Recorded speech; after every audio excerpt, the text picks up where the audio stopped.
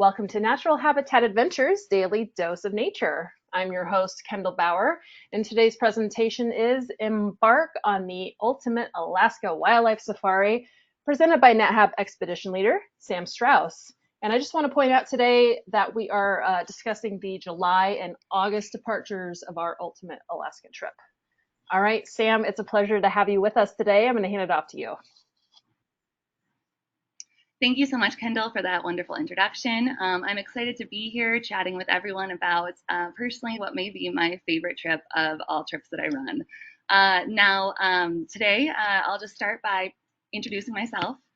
So my name is Sam, and I'm originally from Michigan, but I'm now based in Jackson, Wyoming. I spend the winters there doing primarily wolf watching expeditions for a nonprofit. And then my summers, I'm kind of everywhere for NatHab, everywhere North America, that is. So I spend a lot of time doing the Ultimate Alaska trip that we'll be talking about today. I run the Alaska Bear Camp trips. I run the Glacier and Waterton expedition, as well as the Yellowstone and Grand Teton Safari. So I'm hard to pin down in the summer. Just got back from a whole month of training up in Alaska with the rest of my expedition leader team. I'll just say that they're all incredible people. I'm absolutely honored to call them not only my coworkers, but also my friends. And they're all very excited to meet you all over the course of the next couple months. So that's me. And let's talk a little bit about what we're going to be getting into today. So I'll do a little bit of an introduction of Alaska. Now, for folks that are tuning in, do note that this is primarily going to be geared, again, for those that are going to be on the July and August departures. If there are folks here who are not signed up for an Alaska Ultimate Adventure safari trip, that's okay. You can stay, you can hear about it, but we're going to be getting into the nuts and bolts of the trip today. We're not going to be talking too much about the ecology or the more scientific topics of Alaska, simply because this is the know before you go, like the nitty gritties of packing, generally what we're going to be doing. And so if you are tuning in and you want to hear more about specific Alaska topics, go ahead and go onto Natural Habitat's website. They have so many great topics up there. You can also find it all on YouTube. But today, I'll just do a little brief introduction about the areas of Alaska that we'll be going to. I'll talk about transportation, how we're getting to all those places, lodging, where we're going to be staying, the food. I'll go a little bit day by day, briefly going into specifically your arrival day, and then, day by day, what happens after that. We'll be really diving into packing. I'll talk about that for quite a little bit. And if you're watching this recording later on, if you aren't able to come to the live one right now, I recommend if you only have a short period of time, go ahead and skip forward to that packing part because that's where I'm going to be saying some specific things that you should be paying attention to when you're getting ready for your expedition. I'll also address camera gear at that time, and then we'll end it off by talking a little bit about some of the wildlife we can hope to see. And I'll, of course, end it with questions. If you have any questions throughout this presentation, please put them in the chat. Kendall's there to moderate it. I can't actually see them. She will be bringing any of those questions to me, though. And please let me know if there's anything that you're wondering. And if you watch this and then afterwards you're like, man, I have a great question, forgot to ask Sam. That's okay. You can go ahead and call the NatHab office, and our concierge team will let you know anything and everything that you want to. All right, so let's dive into this expedition. We pretty much refer to the Alaska safari trip as the surf and turf of Alaska because you get a little bit of everything. It's a very large state, the state of Alaska. You could make Texas 2.5 times bigger, and it still wouldn't be, and it still would not be the largest state. Now we travel for about 2,000 miles on our journey. And with the exception of the Arctic, we're going to be covering all of these ecosystems that you see here, especially spending time in the boreal forest ecosystem. So this trip really gives us the opportunity to experience very diverse and varied ecosystems and wildlife. Now, rain or shine, no matter the ecosystem, I love running these expeditions because Alaska is an intensely beautiful state. So much of that beauty stems from the wildness of it. This itinerary really allows us to dive into some of Alaska's most wild places, all while balancing our comfort as well. So it's a really wonderful thing to be able to spend all day experiencing the remote isles of Kenai Fjords or the wild bears of Katmai, and then get to go home and have an incredible meal and a warm, cozy bed to sleep in. So just to emphasize this wildness, in the lower 48, for example, the furthest you can get from a connecting road is about 18 miles. Here on our Alaska trip, we're actually going to be over 300 miles away from a connecting road at points. So this trip really offers an opportunity to experience nature in a really special way, and our team is very excited to do that with all of you. All right, so let's dive into some of these details. How are we getting from place to place? Well, you can see on the bottom of the screen here, we've got a helicopter, we've got boats, we've got planes, we've got vehicles, and we have a train as well. So we will be starting off by using the Alaska Bus Company for a private chartered bus. It's very comfortable for covering some of the longer distances that we'll need to be going on the trip, such as from Fairbanks to Denali or from Seward to Homer. So it's a great opportunity to rest, for your guide to give you some interp about what we're seeing and what we're experiencing. And it has everything from charging plugs, to, really, really great bus drivers who live in the area too. So we'll be starting off our trip also with a bang by helicoptering into Denali. We'll then be later on traveling via train on the famous Alaska Railroad. And we're going to be doing the very southern portion of that railway journey, which is, in my opinion, the most scenic section of it. We'll also be traveling Kenai Fjords National Park on a private charter boat. Here's one of our wonderful captains and deckhands out there. This is us last year. It gives us an opportunity to really get closer to some of the more beautiful spots by being on our own private trip and do whatever our guests and your guide are wanting to do that day. Now, we'll also be exploring on a float plane. The vast majority of Alaska in general is accessible only by bush plane, and we'll be taking multiple small planes on this trip. This includes float planes when going into Katmai National Park. Now, that's the brief, overview of some of the spots or some of the ways we'll be getting to these gorgeous spots. And now let's talk a little bit about some of our destinations. So all of our accommodations are absolutely top tier. We are staying in remote locations. However, these places we're staying allow us to be comfortable and warm while also being in proximity to some of the most beautiful places that Alaska has to offer. This is one of my favorites. This is the Denali Backcountry Lodge, which we are helicoptering into. Another favorite is the Kenai Fjords Wilderness Lodge. Natural Habitat actually rents out an entire island called Fox Island during the Kenai Fjords portion of our journey. So this is our beautiful accommodations, and you have a private island to enjoy during our stay there. When we get to Homer, we're going to be staying on the famous Homer Spit, the very end of this strip of land that juts off into the bay. And this beautiful accommodation, Land's End Resort, allows you to experience the beauty of Kachemak State Park just from your windows. Another favorite spot we'll be staying is the Gold Creek Lodge. This is our jumping off point when we'll be going into Katmai National Park. So we'll be taking small float planes from King Salmon, which is again, the jumping off point for day trips going into Katmai, and we'll be staying at a lovely lodge location there as well. Now, despite being in such remote locations, all of our lodging has electricity, so you will be able to have the ability to charge your cameras and your phones. Sometimes it's in your room itself, sometimes it's in a communal area that's close to your room, but do know that you will have access to charging your computers, if you brought a computer, all of your cameras, your phone, so you don't have to worry about having a electricity hookup. Now let's talk a little bit about the food. So if you have not already, please update your dietary needs with the Natural Habitat Office.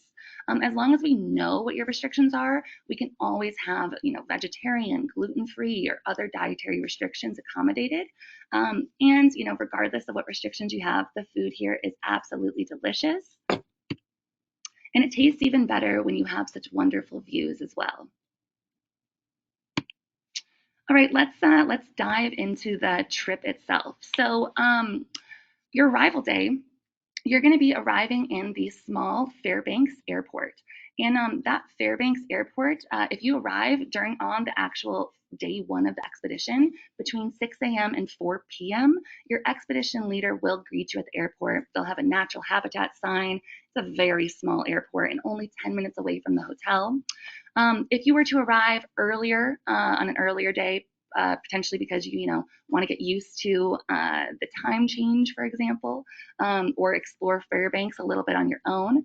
Well, then it's very simple. You can just call the Spring Hill Suites, and you'll get a free transportation shuttle. If you were to arrive very late, you can still call the suites.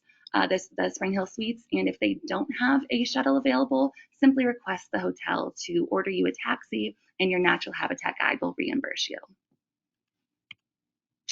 Now, that evening, anyways, on day one, we'll have a dinner at the hotel. Your guide will sort of dive more into what you're going to be experiencing on the trip, the specifics of it, give you a general overview of ecology, what to expect on the journey.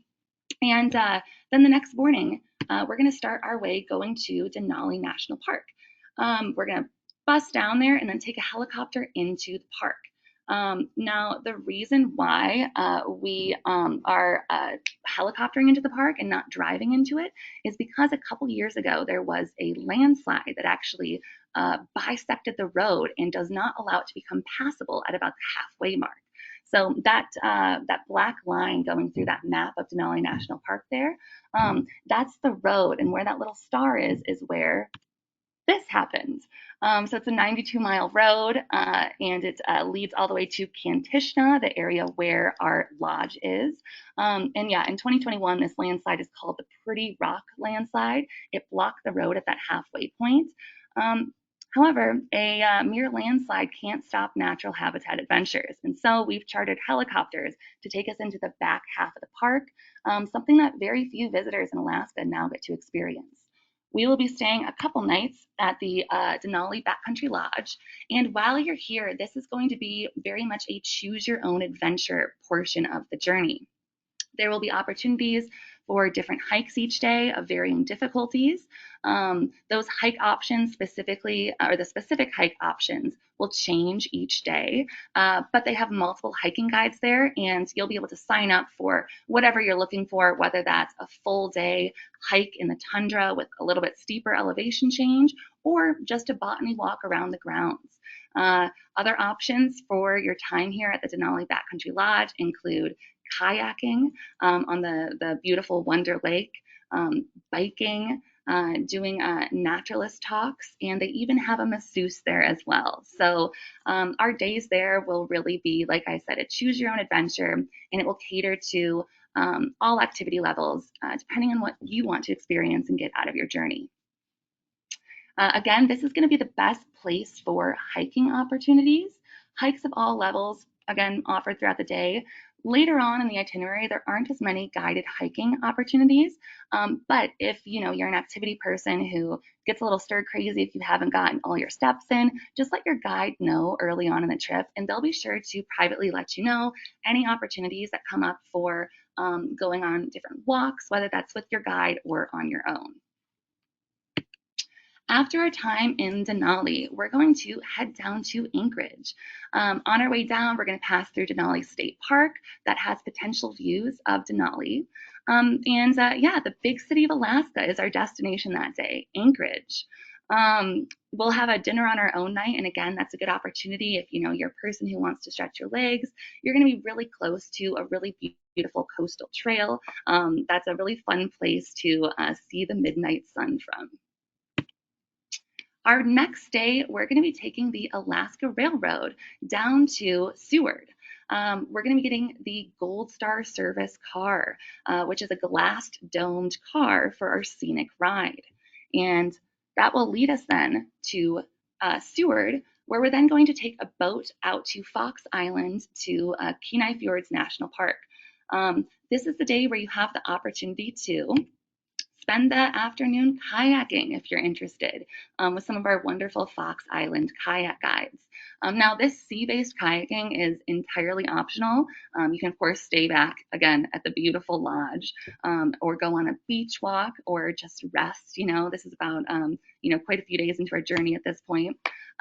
Or if you want, yeah, again, kayaking. So you'll have dry bags provided, you'll have boots, life jackets, all of these things are included. So don't worry about bringing, a life jacket in your bag. And no pressure, again, if you don't want to go. But for those that do go, you'll get to explore a little bit of the island and the coves around it. Now, the next day is our private boat tour of the park. This is one of the days when layers are most important. And again, we're going to get more into what to pack and how to prepare for days like this. But as you can see, this is one of my trips last year. Pretty much all these pictures are taken from trips that I've led in years past. But my folks are bundled. There's an indoor cab, of course, on the boat for folks that, maybe don't want the brisk breeze of the sea. But I think that being out on deck is the most beautiful way to enjoy the park. And so you'll want to make sure that you're bundled just like these folks are demonstrating here. But I should say too that this is a day too that birders particularly like, because this is an opportunity for us to go into the marine ecosystem and maybe even check off a few lifers on your list. This is a day where there's potential for animals like porpoises, orcas, sea otters, maybe even whales. Really cool thing about being with this charter boat too is that they actually have a microphone that they can put in the water. Were we to see humpback whales, they would be able to broadcast any vocalizations so we could hear what the whales are saying to each other. Next day, we're going to return to Seward. This is your opportunity to explore the famous Alaska Sea Life Center. I personally really geek out with this opportunity to see puffins up close. I just think they're very fun birds. We'll then do the scenic drive from Seward to Homer. This is that Homer spit that I was talking about earlier. Now, along the drive, we'll be going through some really scenic portions of the Kenai Peninsula. We'll drive alongside that famous Kenai River, which if there's any fisher folk in this group here listening in, that's the spot where the king salmon fishing is very famous. I used to live on the Kenai River. It's a beautiful place, and you'll get to enjoy some views of that on the drive to the spit. We'll also be passing through the Kenai National Wildlife Refuge, and then once we arrive on the spit, we'll be staying here for 2 nights. Our next day, we'll get a full day in Homer and take another marine tour in a private boat tour of Kachemak Bay State Park. I've spent a lot of time in state parks around the United States. This is my favorite state park in the entire United States.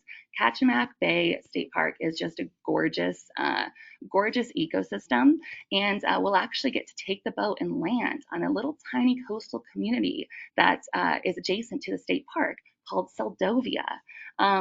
It's accessible only by boat or air. We'll be taking boat, and we'll get a chance to be with a local guide there to explore and learn about the town. I should say the following day too, we'll spend the morning exploring some more cultural gems of Homer, and then we're going to embark on a journey to our lodge in King Salmon, which is again the gateway to Katmai National Park and Preserves. The following 2 days, we'll take float planes to and from King Salmon to Katmai's famous Brook Falls, and there we'll experience a brown bear wonderland, teeming with salmon and lots of hungry bears. Now, in regards to Brooks Falls, we've likely all seen footage of the bears at Brooks Falls, and I want to set some expectations for what it's like to be there in person. By the way, for those that are, just cannot wait for their expedition to start, you can't wait to see the bears. Just a couple days ago, Katmai National Park did go live with their bear webcam of Brooks Falls, so you can log on in and see, what sort of activity is going on. They did just announce a few days ago that they had their first bear sighting of the season over at Brooks Falls, which was Chunk. If any of you are familiar of the names of different bears, that's a fan favorite. So Chunk is out and about. Go ahead and log in to look at that webcam. That's what I do on my travel days at the airport. I'm just watching the bears, seeing who's out, who's active. It's a fun thing to do to get ready for your trip. Now, this is not the Brooks Falls platform, this picture here. This is just, another spot in the Brooks area that we'll be in, because, the bears are not only at the falls, they can be anywhere. But the famous Brooks Falls platform itself is where there's potential to watch salmon jumping up into the mouths of waiting bears. We've probably all seen photos of that. It is considered to be one of the greatest wildlife viewing opportunities in the world. And so, of course, it attracts a lot of other fellow wildlife lovers besides ourselves. This viewing platform can only hold 40 people. So there will likely be times when during the peak part of the day when there's a waiting period to go on the platform itself. During peak salmon run seasons, this can mean wait times of up to 2 hours, and it's to give you an interval time of 30 minutes for a viewing appointment on the platform. Now, most people visiting Brooks are flying all the way from Anchorage and are able to be there just for a few hours. This is like their one day there, and they're there during that peak midday period in Brooks. We're going to be able to get out to Katmai 2 days, not just one, and spend longer intervals of time there during those days.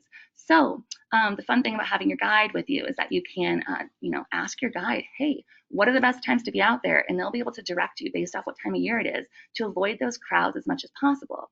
Now, another really fun thing is that, again, the waterfall is not the only place you can view bears.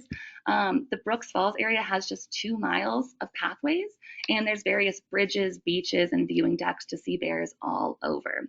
Honestly, most of my favorite bear watching experiences there haven't actually been at that famous Brook Falls spot, but it's been the surprise encounters, and different viewing opportunities elsewhere in the area. So again, once you're there, your guide will help you figure out all the secret tips and tricks to Katmai to absolutely maximize your bear experience. And then for our final evening together, we're going to return to Homer for our farewell dinner.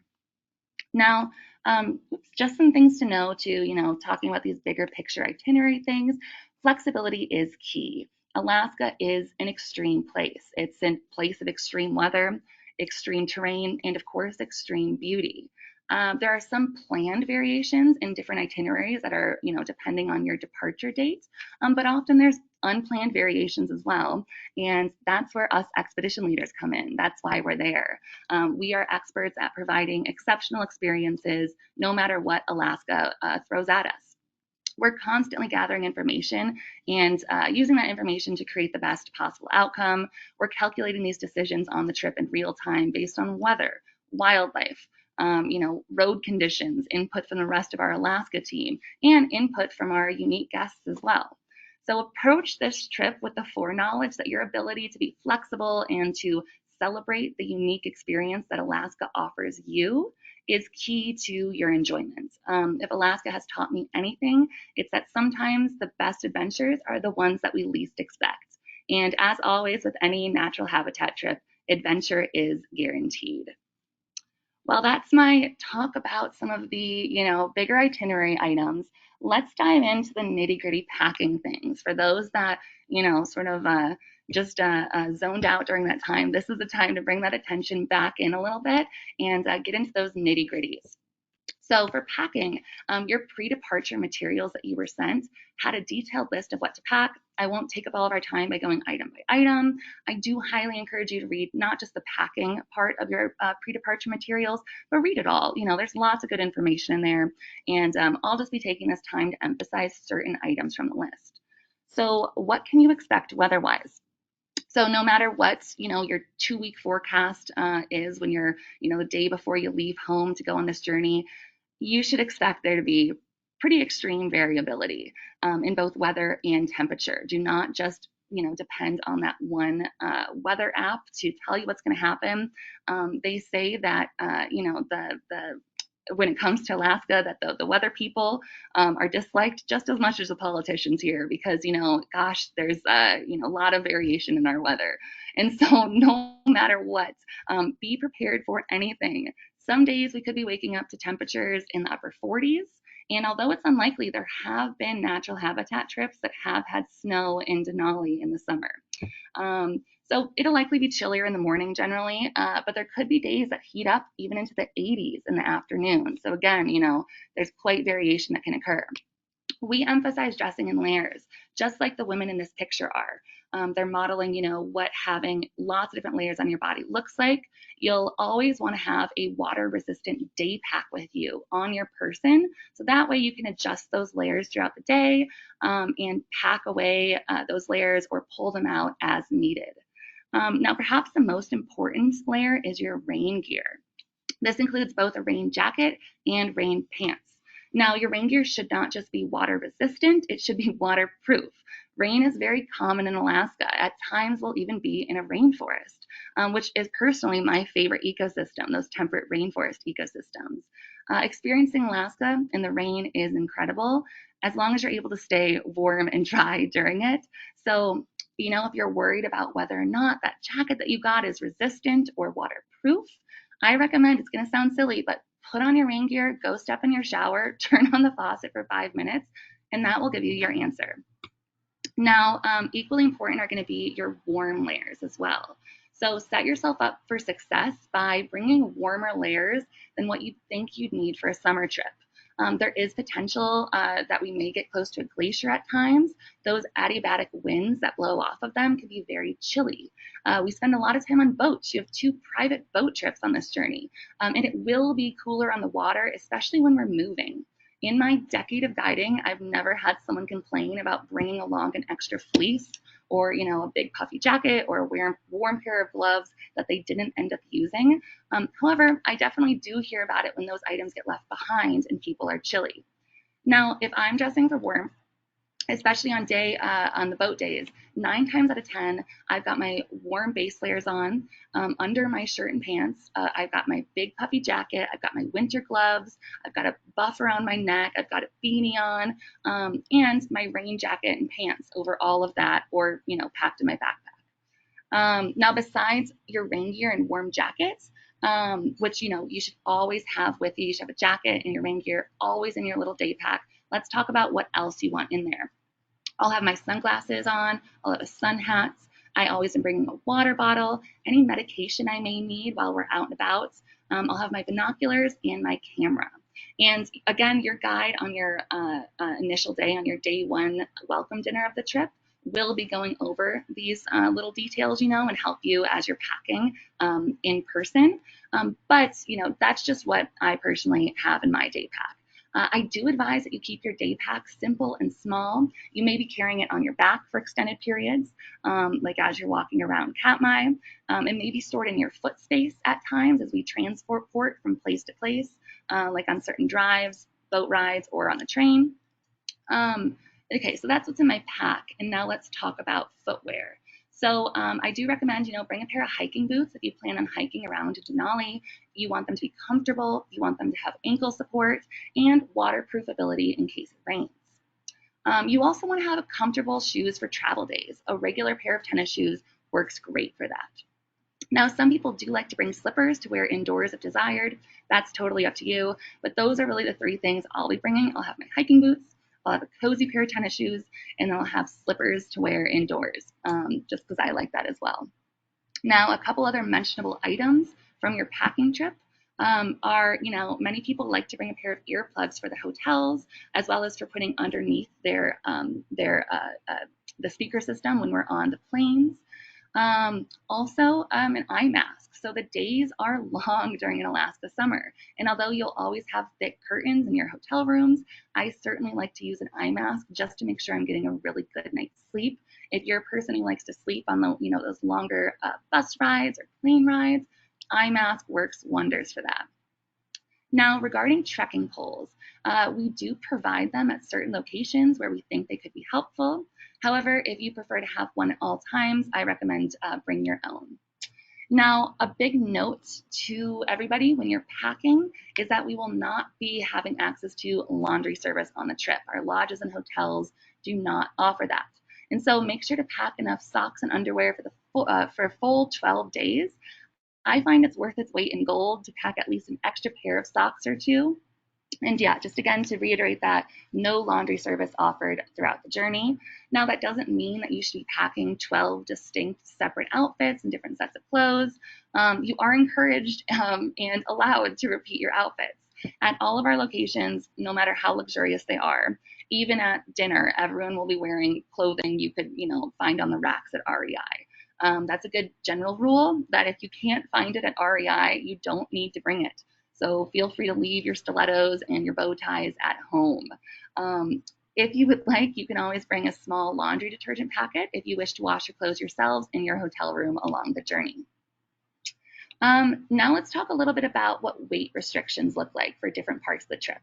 So 3 times on our journey, we will be traveling into national parks on small planes or a helicopter that requires us to pare down to smaller bags. Now our maximum weight, ranges from 35 to 40 pounds, and this weight includes any non-clothing items on your body. That includes your camera, your fanny packs, whatever else you have with you. Your guide will discuss this further with you on the trip, but when packing for these reduced weight times, you really only need a change of clothes and your essentials, for the next couple days. Change of clothes, rain gear, fleece, jacket, your toiletries, medicine, camera and binoculars is kind of the go-tos, and your guide will discuss that more with you. Now, for these times when you're paring down for those weight restriction, Natural Habitat does provide you with a small duffel bag the evening before. Your guide will get that to you. And you have the option, of course, to bring your own small soft-sided duffel if you'd like. But just know that we'll always have one for you if needed, for you to pack those things that you need for a couple days.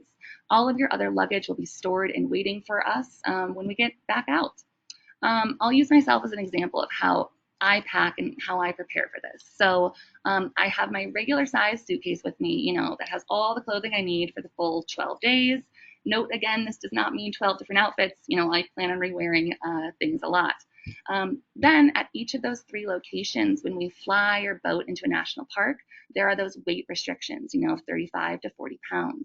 So I'll use the small duffel that NatHab provides me to pack just what I need for the next couple days. Now, essentially, you just got to make sure that you can get all of those core items that you need for a couple days down to 35 pounds, because that's going to be our biggest restriction. Let's talk about camera gear for folks that are bringing their cameras. So if you have a whole library of different cameras, that you can are choosing from at home, what should you bring? I recommend bringing a wide angle, especially for those big landscape shots. Open space is widely available in Alaska. And we'll also be seeing wildlife that at times may be a bit off or far off. And so a 70 to 300 zoom or so is good as well. You don't necessarily want to bring the 600 millimeter camera, just if you're choosing between a few different things. They're pretty big, they're clunky, they take up a lot of weight, and at times they might get in your way. Most travelers find that compact is better.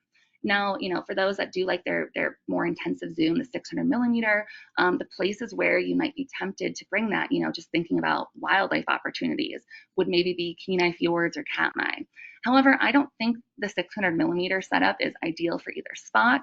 In Kenai Fjords, you're on a small boat, so you don't want to be, you won't really be able to have the opportunity for a tripod out when we're on the water itself. And in Katmai, tripods are not actually allowed at that famous Brooks Falls viewing platform just because of the limited space. There are other opportunities where you could use your tripod throughout the park of Katmai. They're allowed everywhere else. But if you are going to bring a bigger camera and you do want a tripod setup, I'd recommend bring a monopod. They're less bulky, they weigh less, and monopods are allowed on that one viewing platform as well, the famous viewing platform, as well as anywhere else in the park. So yeah, that's a less bulky alternative, is having a monopod. And most people, though, are happy with the 70 to 300 millimeter, which is something you could still handhold. But if you are committed to that more intensive zoom, try to just bring a zoom that's compact. Maybe at the most, a 200 to 600 millimeter lens is the biggest that you'd want. But again, that 70 to 300 works well. And do remember, again, that camera gear will count towards your weight restrictions. Summary of that, if you're just getting into cameras, wide angle, wide ranging zoom is recommended. Now, I do want to just briefly touch on camera gear, specifically for the helicopter flight. So your pre-departure materials do specify that during this flight, all of your luggage, including your extra camera gear, won't actually be in the main cabin with you. It will all be in soft-sided duffel bags and carried outside in a stowage bag underneath the helicopter. Now, the only thing you can have with you on your flight are your binoculars or your camera on your neck. No backpacks, no purses, no fanny packs during this time, and no day pack that has your extra lenses or gear. So if you do decide to bring additional lenses into Denali, we do provide plastic bags, for you to waterproof them inside that duffel bag. But I would recommend that you store any additional lenses in a small, hard-sided durable lens case that would then go inside of that small soft-sided duffel. This is a personal decision. You pack based off of what makes you feel safe, since that camera gear won't be able to be on your person except for the one camera on your neck. Yeah, personal decision again, and you always have the option as well to leave any camera gear that you're worried about or you don't want to bring with you behind during that portion of the journey. All of it will be safely stored and waiting for you for when we return. But again, that hard case, that's what I would personally do to take protective measures if I were to be bringing camera gear, extra lenses into the park. Now, if you're worried about it, again, just pick your favorite versatile lens to have on your body and leave the rest behind. Okay, so we're just gonna go over a couple other housekeeping items before I jump into the wildlife side of it. Hopefully all of that packing information, helps you as you prepare for your journey. Now, I do just want to mention, as far as housekeeping items go, so NatHab has instituted a new online gratuity system this year for tipping your guide. It will likely be an email that's sent out a couple days before your trip ends. This email details the recommended tipping range, or it recommends the minimum recommended tipping range, and that total will be divided between your expedition leader and the rest of the support staff. Of course, if you feel like you received excellent service on your trip, you can feel free to adjust that amount to let them know. The reason why we're changing to this online system is to make it easier for everyone to just not have to carry around large sums of money or worry about trying to find an ATM when we would much rather be watching the bears at Brooks Falls. So really just one less thing to worry about as you embark upon your packing. Second housekeeping item is that do keep in mind this is a long trip. It's over a week and a half long, and I want everyone to be healthy and happy the entire journey. I personally would recommend that folks consider wearing masks while in the airport and on the planes while coming here, simply because you're going to be around lots of people, and if you were to catch a bug, we're in Alaska long enough where it might start showing up later in the trip. And I just want everyone to be feeling their absolute best when we're in Katmai watching those bears. This is, of course, up to everyone's personal choice. It's just an idea to put on your radar in case you're looking to be extra safe. All right, so that's housekeeping. Those are the nitty-gritty packings, all of that. Let's dive in briefly to wildlife. So I love this itinerary because it really is an increasing crescendo when it comes to the wildlife watching. We start off in the interior of Alaska. Their resources and food are sparser, and therefore the carrying capacity of the land is lower when it comes to megafauna. We have to work quite a bit harder to try to find wildlife in the interior. Examples of animals that call, the very big space of Denali home include moose, grizzlies, Dall sheep, caribou. However, with the populations of these animals spread so far out over many millions of acres of land, a lot of it simply comes down to luck. There are no guarantees in my line of work, and looking for wildlife in the Alaska interior is a great example of that. Of course, you can always increase your trip's potential to see such animals by taking advantage of any opportunities that your guide offers to seek out wildlife. This could be like joining a sunset drive from the Denali Backcountry Lodge to try to find wildlife. Keep your eyes out for wildlife during your flight in and out of the park. From the air will likely be your only chance to potentially see caribou, for example. And then keep looking for wildlife as we're outside of the park as well. Some of those longer drives from Denali to Anchorage offer potential sightings for bears or moose, for example. And the real focus, though, of our time in the interior is going to be the incredible landscapes and the experience of being in true wilderness. Now, after Denali, we'll steadily make our way onto the coast. By the time we reach by the time we reach the Kenai Peninsula, just past after Denali, we'll see how the land's productivity increases as we come closer to that coast. Increased rainfall, greater vegetative biomass, and closer proximity to vast stores of oceanic nutrients means that we're going to see increasing densities of moose, mountain goats, black bears, and brown bears. Salmon, which we consider the lifeblood of these Alaska ecosystems, become plentiful. And of course, this means that bald eagle populations will noticeably increase as well. So by the time we jump off into those marine ecosystems, we'll then be looking for potential sea otters, porpoises, orcas, whales. Again, the birding along the coast is unparalleled. Cormorants, mirrors, eagles, and puffins, of course, too. I won't spend a ton of time talking about the bear viewing of Katmai, as that experience really just speaks for itself. Just know that Alaska truly offers a plethora of gifts. It offers amazing landscapes, plant life, wildlife, and wilderness. I encourage you to be open to surprises and enjoy the highlights that each stage of the journey offers to you. To end my to wrap up my talk here, I'll just say again that all of us expedition leaders, we've just spent the last month together in Alaska preparing for this journey. We are very excited to meet all of you and to show you our favorite places on Earth. In so many ways, that wilderness is our home. We just spend so much of our lives up there, even if we don't live there ourselves.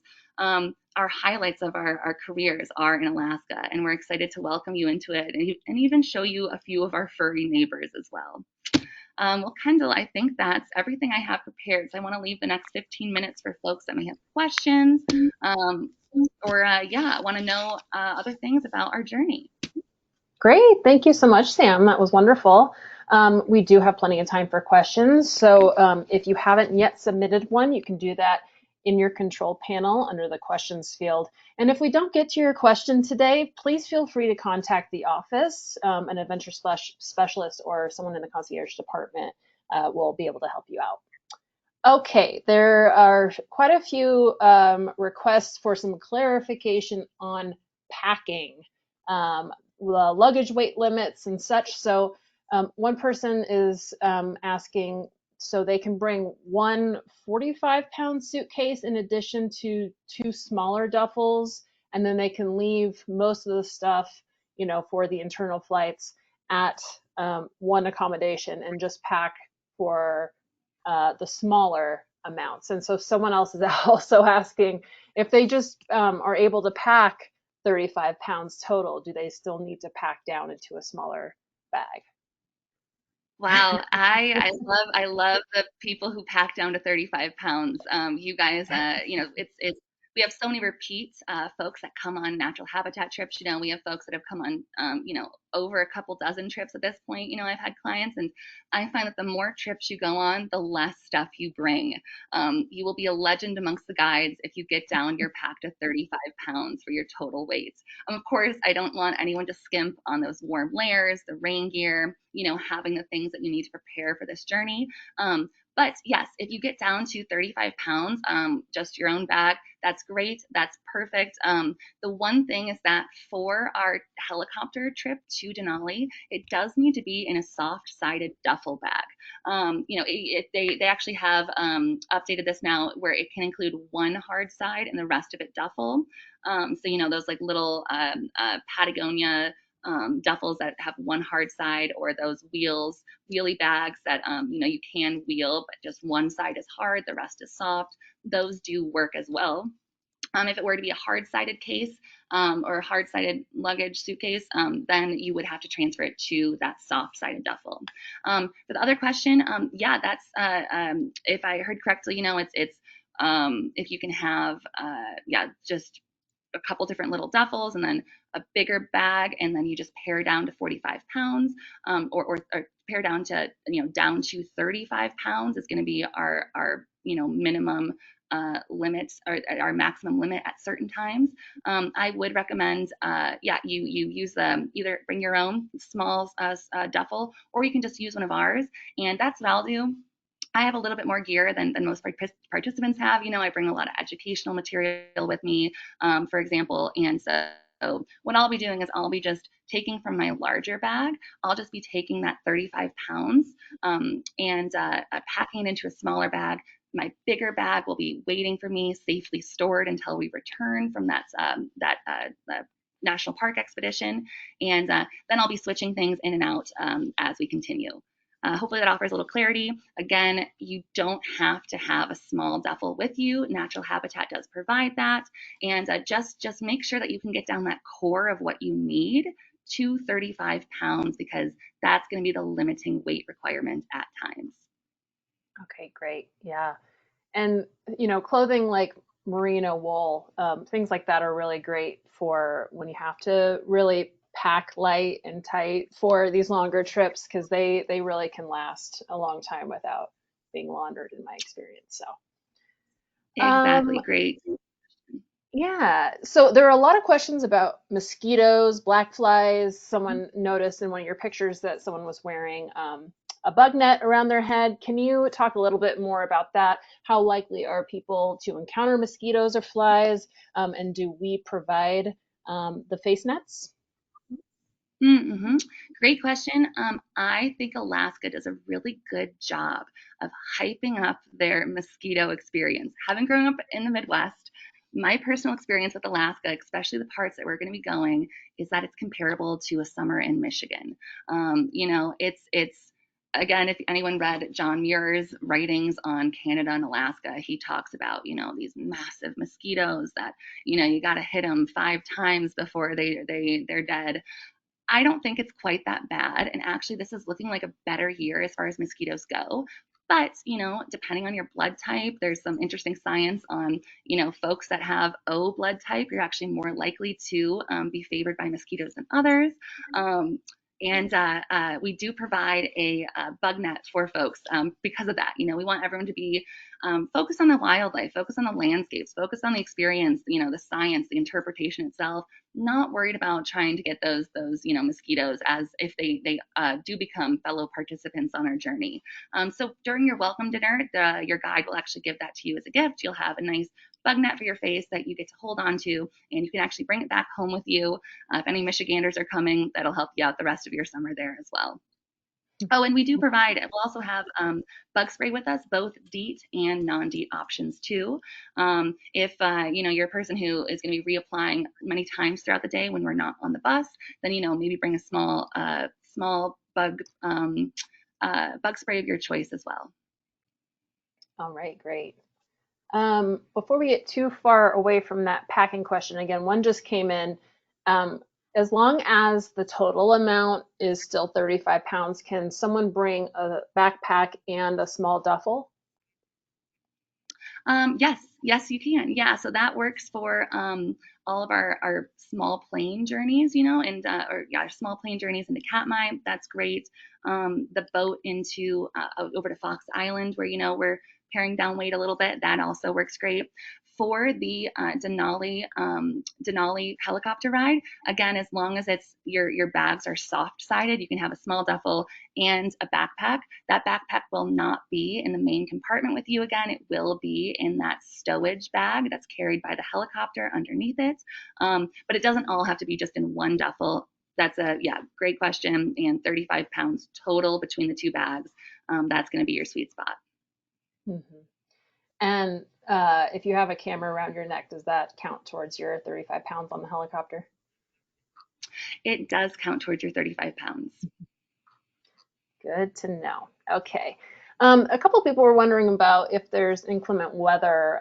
Do you have alternatives for activities if you get delayed a bit? Oh boy, do we. That's what that's why Natural Habitat invests so much time in this Alaska team and our guides, when it comes to training up in Alaska. We collectively we were figuring it out, collectively amongst our guide team, we have over a century's worth of experience in Alaska.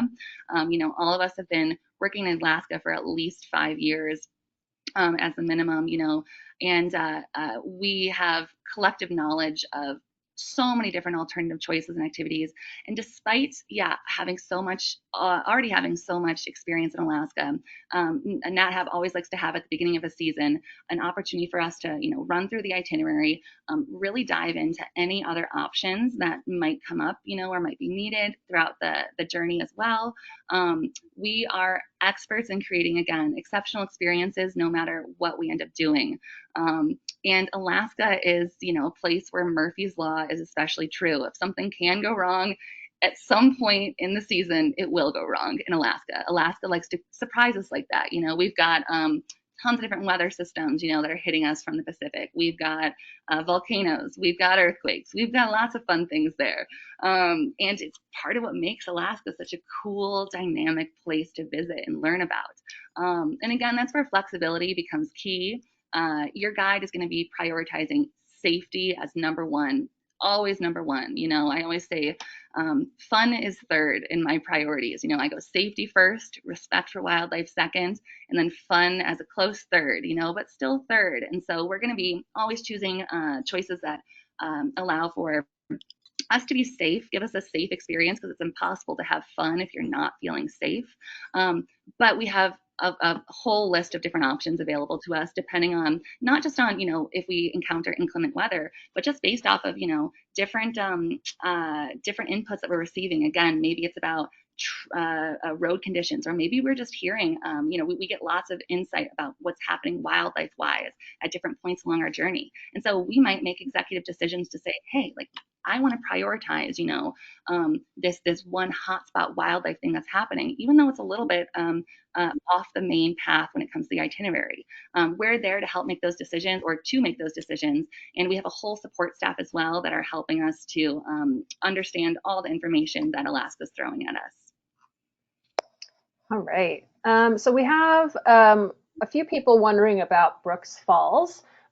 Does Nat have set times that we visit there, or do you just wait until to sign up until you get there? And how many hours do you have at Brooks Falls? Yeah, so our time at Brooks Falls is going to be dependent on weather, again, and it is going to be dependent on availability with our float plane. So natural habitat is prioritized for the float plane passage over to Katmai, and it doesn't stop there. If we were to have, weird wind or fog systems, we also have priority for boat trips as well. So sometimes, you might take a small boat from King Salmon over to Katmai instead of that float plane one of your days. Now, when it comes to set times at Brooks Falls, there's no way to sign up for it ahead of time. You basically get there. There's a ranger that has a clipboard, signs you in, and then you're able to enjoy other parts of the Brooks Falls area before you actually get like a little buzzer, like a restaurant buzzer that will buzz when it's your time to step up and go onto the platform. Katmai has become very high tech in these last couple years, and what will happen is you'll get that buzzer, and then you'll be able to move onto that one platform that's limited by just 40 people. Now, what people often don't know, when they're hearing about this too, is that there's actually another platform that's just a little bit down the way from that famous Brooks Falls viewing platform. It's called the Riffles platform. You're really 100 feet away from that one spot, and the Riffles doesn't have any type of limit on number of people there, and so a lot of folks will just end up going right over there. You can still see Brooks Falls amazing, with amazing views. And sometimes, I've even had folks who their buzzer starts ringing, and they're like, actually, the wildlife and the bears are better from this angle right here, or they're right in front of us. They're further down the line a little bit. So we're going to stay here and not go over to that Brooks Falls platform. So it's a thing that's really decided on the bears, and your own personal preference. I have some folks that go and visit Brooks Falls the whole day. They're constantly, cycling in and out. And again, your guide will help you to set you up for success with going there at times that are not necessarily in that peak viewing time where those, just one day, day trippers are coming in. We do have extended hours there, weather permitting. And those hours, again, that's as specific as I can tell you. We're never vague on purpose. We're, us Alaska guides, we are receiving information and deciding, making game time decisions based off weather, safety, and wildlife. So, your guide will likely make that decision the evening before, or that decision will be made for us by our pilots or boat captain. But yeah, lots of bears. As I mentioned, some folks cycle through all day. Some people go there once. They're like, oh my gosh, I actually have another favorite spot that's closer to the river bridge that I actually like watching the bears from. So that's what us being there 2 days allows us to have flexibility for folks to really find their rhythm there and find their favorite spots. Great. We have time for just a couple more questions before I need to call it. I'm going to combine a couple questions here. They're sort of about alternative activities throughout the trip. One, is there an opportunity to do a birding walk at Denali? And someone else is wondering if there are opportunities to go fishing, and if so, would you recommend bringing your own equipment? Great questions. So birding walk, birding specific, just tell your guide or tell they have specific guides at the lodge as well. Tell whoever your guide is that day that you're into birds, and they will cater that to be a birding walk for you. Everyone here, whether it's us expedition leaders or the specific guides at these different lodges, we're all bird nerds. We love our birds. If when folks express interest in that, we really get to geek out about it too. So birding specific talk or walk, I assume that folks will be talking about lots of different things, but this is true of not just birds, but of anything. If I have some geology people out there, some carnivore people out there, whatever it is, be vocal to your guide about what you're interested in. And we have a library worth of information in our brains that we're distilling and just giving you guys pieces of. And the more input you give us about what you're interested in, the more we can cater that towards your interests.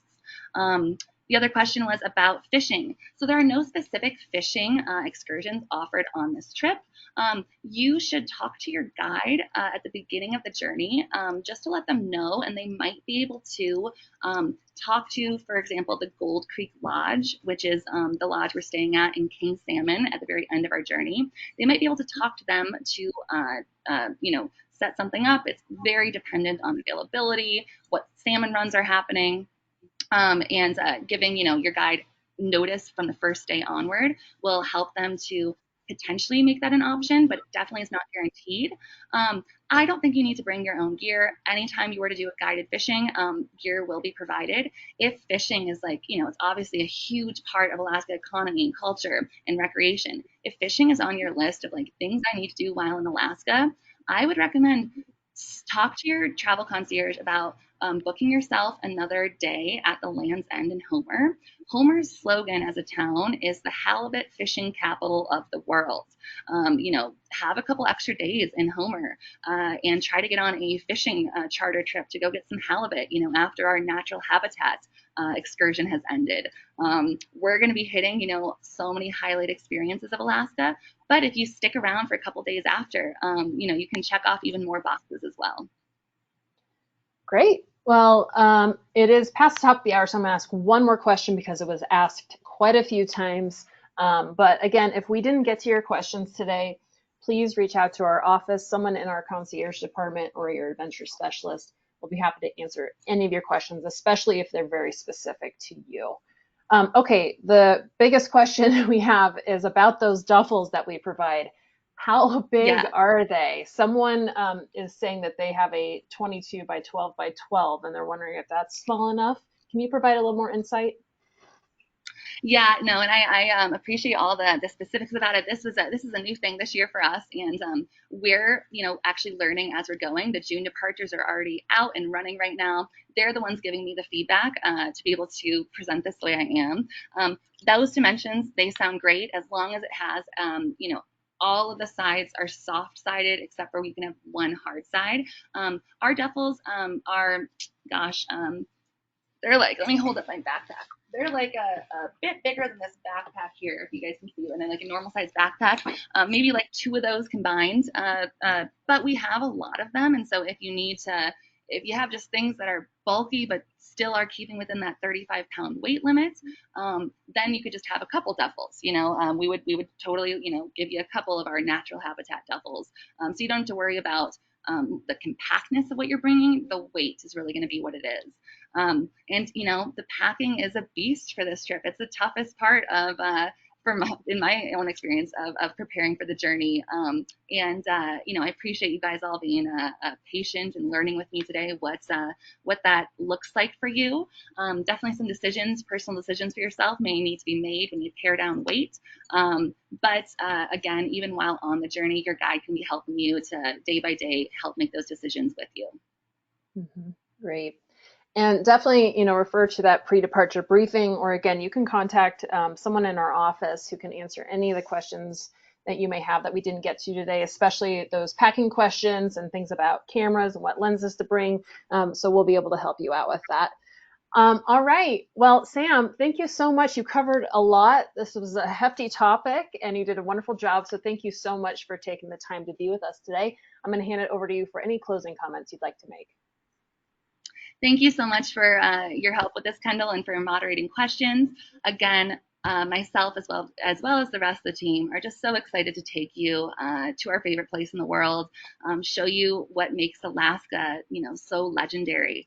And as always, I'm ready for an adventure. The rest of our team is as well, and I look forward to meeting some of you later in the summer. All right, great. Well, thanks again so much for presenting for us, and thank you to everyone who tuned in. Be sure to join us tomorrow for our next Daily Dose of Nature. You can check out the rest of the week's lineup, including registration links, on our website at nathab.com/webinars. We did record today's presentation, and we'll have the replay available on our website soon. And with that, I will conclude the webinar. Goodbye, everybody.